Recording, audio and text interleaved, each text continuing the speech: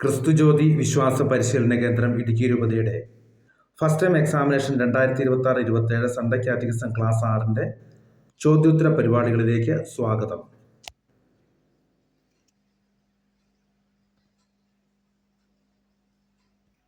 ആദ്യത്തെ 10 ചോദ്യങ്ങൾക്ക് വൺ വേഡിൽ ഉത്തരം എഴുതാനുള്ളവയാണ്. ഉത്തരം മാത്രം എഴുതിയാൽ മതിയാകും. ഏത് ചോദ്യം എഴുതുന്നോ അതിൻ്റെ നമ്പർ ഇടുക, കൃത്യമായ വൺ വേഡ് ടൈപ്പ് ഉത്തരം എഴുതുക. അപൂർവമായി മാത്രമേ ഒന്നിലധികം വാക്കുകൾ ഉപയോഗിക്കേണ്ടി വരുന്നുള്ളൂ. ചോദ്യം 1. യുവതി ഗർഭം ധരിച്ച ഒരു പുത്രനെ പ്രസവിക്കും, അവൻ ഇമ്മാനുവേൽ എന്ന് വിളിക്കപ്പെടും. ഇത് ആരുടെ പ്രവചനമായിരുന്നു? യേശയ്യാ പ്രവാചകന്റെ പ്രവചനമായിരുന്നു. യേശയ്യാ പ്രവാചകന്റെ പ്രവചനമായിരുന്നു. ഉത്തരം യേശയ്യാ. ചോദ്യം 2. AD എന്നാൽ എന്താണ് അർത്ഥമാക്കുന്നത്? AD എന്നാൽ കർത്താവിൻ്റെ വർഷം എന്നാണ് അർത്ഥമാക്കുന്നത്. AD എന്നാൽ കർത്താവിൻ്റെ വർഷം എന്നാണ് അർത്ഥം. ചോദ്യം നമ്പർ 3. സ്നാപക യോഹന്നാൻ ഈശോയെ എന്തായിട്ടാണ് വെളിപ്പെടുത്തിയത്? സ്നാപക യോഹന്നാൻ ഈശോയെ ലോകത്തിൻ്റെ പാപങ്ങൾ നീക്കുന്ന ദൈവത്തിൻ്റെ കുഞ്ഞാട് എന്നാണ് വെളിപ്പെടുത്തിയത്. ഇവിടെ ഒന്നിലധികം വാക്കുകൾ ഉത്തരത്തിൽ വരും. 4. ഈശോ തൻ്റെ പരസ്യ ജീവിതം ആരംഭിക്കുന്നതിന് മുമ്പായി എന്ത് ചെയ്തു? ഈശോ തൻ്റെ പരസ്യ ജീവിതം ആരംഭിക്കുന്നതിന് ഒരുക്കമായി മരുഭൂമിയിൽ 40 ദിവസം ഉപവസിച്ച് പ്രാർത്ഥിച്ചു. 40 ദിവസം ഉപവസിച്ചു പ്രാർത്ഥിച്ചു. 5. വലിയ നോമ്പാരംഭത്തിൽ ആഘോഷപൂർവമായ എന്ത് ശുശ്രൂഷയാണ് നടത്തുന്നത്? വലിയ നോമ്പിൻ്റെ ആരംഭത്തിൽ ആഘോഷപൂർവമായ അനുതാപ ശുശ്രൂഷ അഥവാ വിഭൂതി ആചരണം നടത്തുന്നു. അനുതാപ ശുശ്രൂഷ അഥവാ വിഭൂതി ആചരണം എന്നതാണ് ഉത്തരം. ചോദ്യം നമ്പർ 6.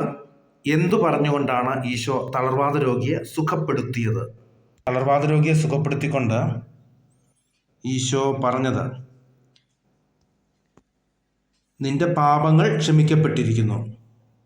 ഉത്തരം നിന്റെ പാപങ്ങൾ ക്ഷമിക്കപ്പെട്ടിരിക്കുന്നു. ചോദ്യം നമ്പർ 7. ഈ സുവിശേഷങ്ങൾ ധ്യാനാത്മകമായി വായിക്കുമ്പോൾ യേശു അറിയിച്ച ദൈവരാജ്യത്തിൻ്റെ സവിശേഷതകൾ നമുക്ക് വ്യക്തമാകും. ഏതാണ് ആ സുവിശേഷങ്ങൾ? പുതിയ നിയമത്തിലെ ആദ്യത്തെ 4 പുസ്തകങ്ങൾ.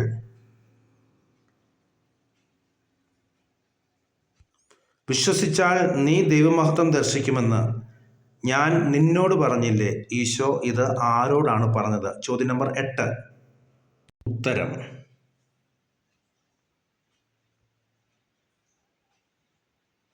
ഈശോ മർത്തായോട് പറഞ്ഞു.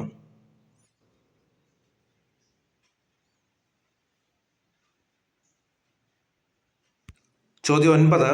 മംഗളവാർത്താക്കാലം സുറിയാനിയിൽ ഏത് പേരിൽ അറിയപ്പെടുന്നു? അഥവാ മംഗളവാർത്താക്കാലത്തിൻ്റെ സുറിയാനി പദം ഏത്?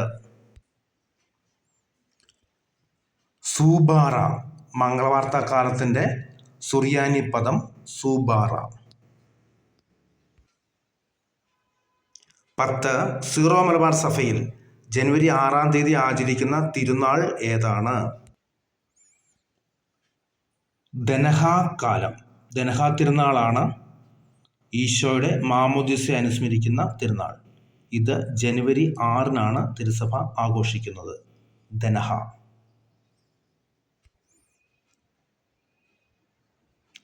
അടുത്ത ഭാഗം 2ാമത്തെ സെഷൻ ചേരുംപടി ചേർക്കുക. കുട്ടികളെ ചേരുംപടി ചേർക്കുന്ന രീതി എന്ന് പറയുന്നത് 5 ചോദ്യങ്ങൾ ഉണ്ടാവും. 11, 12, 13, 14, 15. ഇതിൽ ലെഫ്റ്റ് സൈഡിൽ കിടക്കുന്നവയാണ് മിശിഹ, എൽപ്പയ്യ, നോമ്പിൻ്റെ സ്നേഹിതർ, ബഥാനിയ, ഉപവാസം എന്നിങ്ങനെ.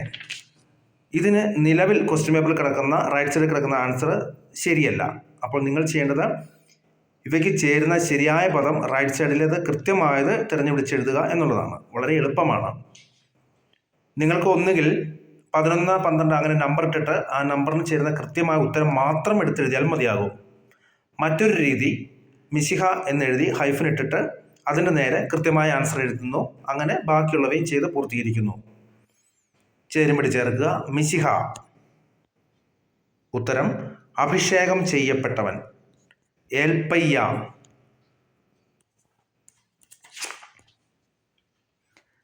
ദൈവം പ്രകാശമാകുന്നു. നോമ്പിൻ്റെ സ്നേഹിതർ. മാർത്തോമ നസ്രാണികൾ. 14 ബഥാനിയ. ഉത്തരം ലാസർ. 15 ഉപവാസം. ഉത്തരം കൂടെ വസിക്കൽ. മൂന്നാമത്തെ സെക്ഷൻ ബൈബിൾ വചനം പൂരിപ്പിക്കുക. ബൈബിൾ വചനം പൂരിപ്പിക്കുമ്പോൾ നിങ്ങൾ ആൻസർ ചെയ്യുമ്പോൾ ചോദ്യപേപ്പറിൽ തന്നിരിക്കുന്ന ഭാഗം എഴുതി പൂരിപ്പിക്കാനുള്ളവ അങ്ങോട്ട് പൂരിപ്പിച്ച് ചോദ്യപേപ്പറിൽ അവശേഷിക്കുന്ന ഭാഗം കൂടി എടുത്തെഴുതി ഏത് സുവിശേഷകൻ്റെ എത്രാം അധ്യായം എത്ര വാക്യം എന്നുള്ള ഭാഗം കൂടി ചേർത്ത് എഴുതുമ്പോഴാണ് ബൈബിൾ വാക്യത്തിന് പൂർണ്ണമായ മാർക്ക് ലഭിക്കുക. നമുക്ക് നോക്കാം. 16 ഞാനാണ് ഡാഷ് ജീവനും എന്നിൽ വിശ്വസിക്കുന്നവൻ മരിച്ചാലും ജീവിക്കും. യോഹന്നാൻ 11:25. ഉത്തരം ഞാനാണ് പുനരുത്ഥാനവും ജീവനും എന്നിൽ വിശ്വസിക്കുന്നവൻ മരിച്ചാലും ജീവിക്കും. യോഹന്നാൻ 11:25. ഞാനാണ് എന്നതിൻ്റെ സ്റ്റാർട്ടിംഗ് പോയിന്റിലും വചനത്തിൻ്റെ അവസാനം ജീവിക്കും എന്നതിന് ശേഷം ഡബിൾ ഇൻവെർട്ടഡ് കോമ എഴുതി ക്ലോസ് ചെയ്യണം. 17 ഞാൻ ലോകത്തിൻ്റെ പ്രകാശമാണ് ഡാഷ് ഒരിക്കലും അന്ധകാരത്തിൽ നടക്കുകയില്ല. യോഹന്നാൻ 8:12. ഉത്തരം ഞാൻ ലോകത്തിൻ്റെ പ്രകാശമാണ് എന്നെ അനുഗമിക്കുന്നവൻ ഒരിക്കലും അന്ധകാരത്തിൽ നടക്കുകയില്ല. യോഹന്നാൻ 8:12. കോഡ്സ് ഇടാൻ മറക്കരുത്. ചോദ്യം നമ്പർ 18 ഇതാ കർത്താവിൻ്റെ ദാസി ഡാഷ് നിറവേറട്ടെ. ലൂക്ക 1:38. ഇതാ കർത്താവിൻ്റെ ദാസി നിന്റെ വാക്ക് എന്നിൽ നിറവേറട്ടെ. ലൂക്ക 1:38. ഫോർത്ത് സെഷൻ 2-3 വാക്യത്തിൽ ഉത്തരം എഴുതുക. ചോദ്യത്തിൻ്റെ ഉത്തരത്തിന് കൊടുത്തിരിക്കുന്ന മാർക്ക് അനുസരിച്ച് വിശദീകരണമാണ് ഇവിടെ ഉദ്ദേശിച്ചിരിക്കുന്നത്. ചില ചോദ്യങ്ങൾക്ക് 2-3 വാക്യത്തിൽ ഉത്തരം എഴുതിയാൽ മതിയാകും. 5 മാർക്കിൻ്റെ മാർക്കുള്ളവയ്ക്ക് 3 സെൻറ്റൻസിൽ കൂടുതൽ വന്നേക്കാം. ചോദ്യം നമ്പർ 19 നഷ്ടപ്പെട്ട ആടിൻ്റെ ഉപമയിലൂടെ ഈശോ വ്യക്തമാക്കുന്നത് എന്ത്? ഈ ചോദ്യത്തിൻ്റെ ഉത്തരം അടുത്ത ടേമിൽ ഉള്ള ഭാഗത്തു നിന്നാണ്. നമുക്ക് മറ്റൊരു ചോദ്യം അപ്ലൈ ചെയ്ത് നോക്കാം. സുവിശേഷകന്മാരുടെ പേരുകൾ എഴുതുക. വിശുദ്ധ മത്തായി, വിശുദ്ധ മർക്കോസ്, വിശുദ്ധ ലൂക്ക, വിശുദ്ധ യോഹന്നാൻ. ചോദ്യം നമ്പർ 20 ലാസർ രോഗിയാണെന്ന് അറിഞ്ഞിട്ടും ബഥാനിയയിലേക്ക് പോകാൻ ഈശോ താമസിച്ചത് എന്തുകൊണ്ട്? ഈ രോഗം ദൈവത്തിൻ്റെ മഹത്വത്തിനും അതുവഴി ദൈവപുത്രൻ മഹത്വം പ്രാപിക്കുന്നതിനും വേണ്ടിയുള്ളതാണെന്ന് ഈശോ അറിഞ്ഞിരുന്നു. അതുകൊണ്ടാണ് ഈശോ ലാസർ ബുദ്ധിമുട്ടുകളാണെന്ന് അറിഞ്ഞിട്ടും ബഥാനിയയിലേക്ക് പോകാൻ ഈശോ താമസിച്ചത്. ചോദ്യം നമ്പർ 21 പ്രലോഭകൻ ഈശോയ്ക്ക് നൽകിയ രണ്ടാമത്തെ പരീക്ഷണം എന്ത്? പ്രലോഭകൻ അതായത് പിശാച് ഈശോയ്ക്ക് നൽകിയ രണ്ടാമത്തെ പരീക്ഷണം. പ്രലോഭകൻ ഈശോയെ വിശുദ്ധ നഗരമായ ജെറുസലേമിലേക്ക് കൂട്ടിക്കൊണ്ടുപോയി ദേവാലയത്തിൻ്റെ അഗ്രത്തിൽ മുകളറ്റത്ത് കയറ്റി നിർത്തിയിട്ട് ദൈവവചനം ഉച്ചരിച്ചുകൊണ്ട് രണ്ടാമത്തെ പരീക്ഷണം നടത്തി. പ്രലോഭകനായ പിശാച് ഈശോയോട് പറഞ്ഞു, അവനോട് മീൻസ് ഈശോയോട് പറഞ്ഞു, നീ ദൈവപുത്രനാണെങ്കിൽ താഴേക്ക് ചാടുക. നിന്നെക്കുറിച്ച് അവൻ തൻ്റെ ദൂതന്മാർക്ക് കൽപ്പന നൽകും. നിന്റെ പാദം കല്ലിൽ തട്ടാതിരിക്കാൻ അവൻ നിന്നെ കൈകളിൽ താങ്ങിക്കൊള്ളും എന്ന് എഴുതപ്പെട്ടിരിക്കുന്നു. തൻ്റെ മഹത്വവും കഴിവും പ്രകടിപ്പിച്ച് പ്രശസ്തി നേടുവാനുള്ള പരീക്ഷയായിരുന്നു അത്. ഈശോയാകട്ടെ മറ്റൊരു ദൈവവചനത്താൽ അതിനെ പരാജയപ്പെടുത്തി. അവിടുന്ന് പറഞ്ഞു, നിന്റെ ദൈവമായ കർത്താവിനെ പരീക്ഷിക്കരുത് എന്നുകൂടി എഴുതപ്പെട്ടിരിക്കുന്നു. പിശാച് ഈ പരീക്ഷയിൽ തോറ്റു, ഈശോ വിജയിച്ചു. ഇതാണ് രണ്ടാമത്തെ പരീക്ഷ, പ്രലോഭകൻ നടത്തിയ രണ്ടാമത്തെ പരീക്ഷ. അതിൻ്റെ സമ്മറി ആയിട്ട് ചുരുക്കമായി പറഞ്ഞു കഴിഞ്ഞാൽ ജെറുസലേം ദേവാലയത്തിൻ്റെ അഗ്രത്തിൽ കയറ്റി നിർത്തിയിട്ട് താഴേക്ക് ചാടി പ്രശസ്തി നേടുവാനുള്ള പരീക്ഷണമാണ് പ്രലോഭകൻ നടത്തിയത് എന്ന സാരം. 22 ഈശോയുടെ മാമോദിസ വേളയിൽ പരിശുദ്ധ തൃത്വ രഹസ്യം വെളിവാക്കപ്പെട്ടത് എങ്ങനെ? ഈശോയുടെ മാമോദിസ വേളയിൽ പരിശുദ്ധ തൃത്വ രഹസ്യം വെളിവാക്കപ്പെട്ടത്. ഈശോയുടെ മാമോദിസ വേളയിൽ പരിശുദ്ധ തൃത്വത്തിൻ്റെ രഹസ്യം വെളിവാക്കപ്പെട്ടു. പുത്രനായ ദൈവം മാമോദിസ സ്വീകരിക്കാൻ വിനീതനായി നിന്നു. പിതാവായ ദൈവം പുത്രനിൽ സംപ്രീതനായി ഇവൻ എൻ്റെ പ്രിയപുത്രൻ എന്ന ലോകത്തിന് വെളിപ്പെടുത്തി. പരിശുദ്ധാത്മാവായ ദൈവം പ്രാവിൻ്റെ രൂപത്തിൽ ഇറങ്ങി വന്ന് ഈശോയുടെ മേൽ ആവസിച്ചതായി യോഹന്നാൻ ശ്ലീഹ സാക്ഷ്യപ്പെടുത്തി.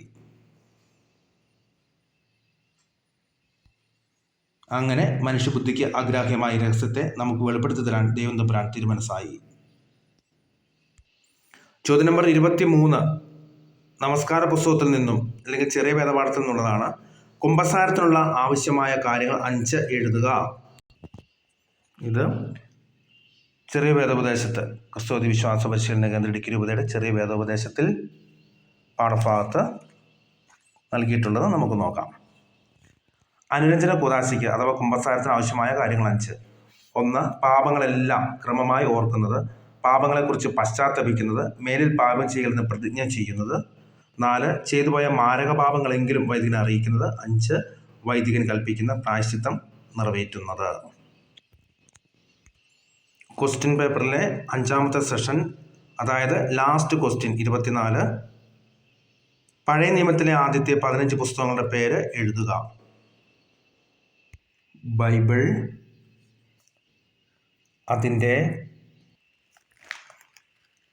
പഴയ നിയമ പുസ്തകത്തിൻ്റെ ഇൻഡെക്സ് പാർട്ടിൽ ഉത്തരം കിടപ്പുണ്ട്. പഴയ നിയമത്തിലെ ആദ്യത്തെ 15 പുസ്തകങ്ങളുടെ പേരുകൾ